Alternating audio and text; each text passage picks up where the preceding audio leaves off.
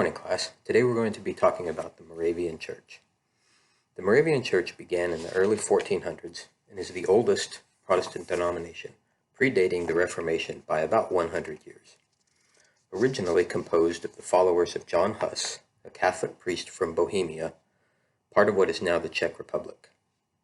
Hus disagreed with the Catholic Church on several key points. First, he was against the practice of celibacy for the priesthood. He was also against simony, which was the selling of indulgences. He believed in eliminating the concept of purgatory, and also disagreed with the Catholic Church on the nature of the Eucharist. Additionally, he pushed for Mass to be said in Czech rather than in Latin, so that the people could actually benefit from what was being said, instead of just sitting there listening to a whole bunch of things that they didn't actually understand. Eventually, Hus crossed paths with the Catholic Church enough that he was burned at the stake in 1415. However, his followers, who were called Hussites, continued to meet and ultimately went on to form the foundation of what is now the Moravian Church. The Moravians that we know today solidified under the leadership of Count Zinzendorf, a wealthy German nobleman from Saxony, who also happened to be a Lutheran. He gave refuge to the Moravian remnant after decades of persecution by the Catholic Church. Actually afforded them some land and some buildings that they could use where they lived and conducted services and basically went about their lives. When the Moravians immigrated to North America, they originally settled in upstate New York, where they began a very successful missionary endeavor among the Native Americans there.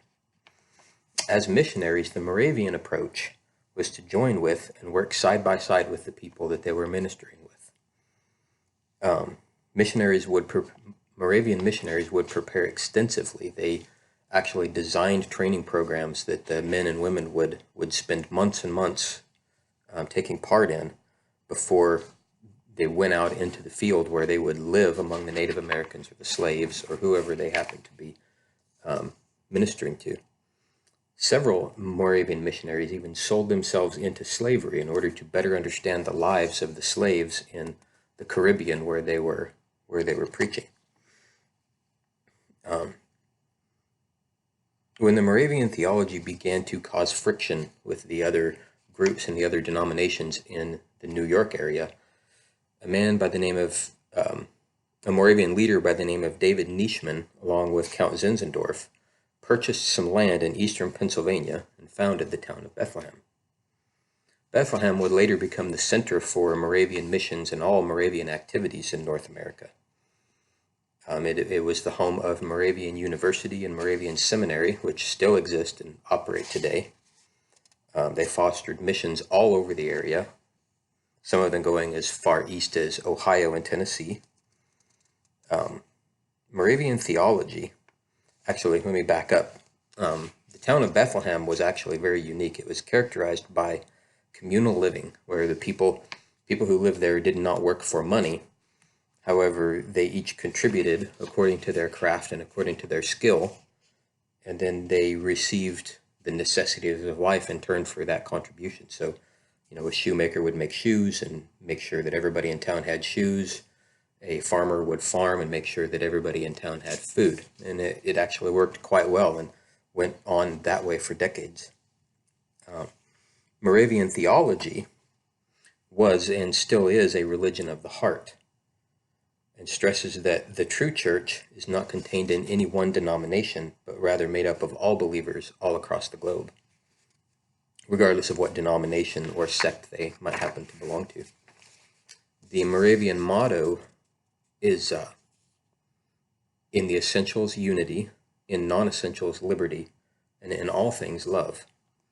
According to the What We Believe section of the Moravian Church homepage, these are the essential things: that God creates, that God redeems, that God blesses, and that we respond in faith, in love, and in hope. Everything else in the church, whether it is the study of Scripture or the waters of baptism, whether it is the music of angels or the gurgling praise of God on the lips of babes, whether it is profound sermons, or a quiet prayer for someone in pain should be grounded in these essentials. All else is considered to be non-essential.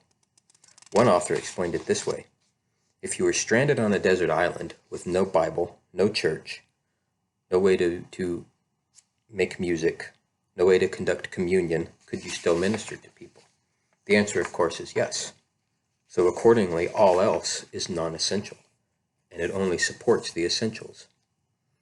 The Moravians were probably also one of the first groups to teach and stress the fact that the church is the bride of Christ, a teaching that is still emphasized in Moravian congregations.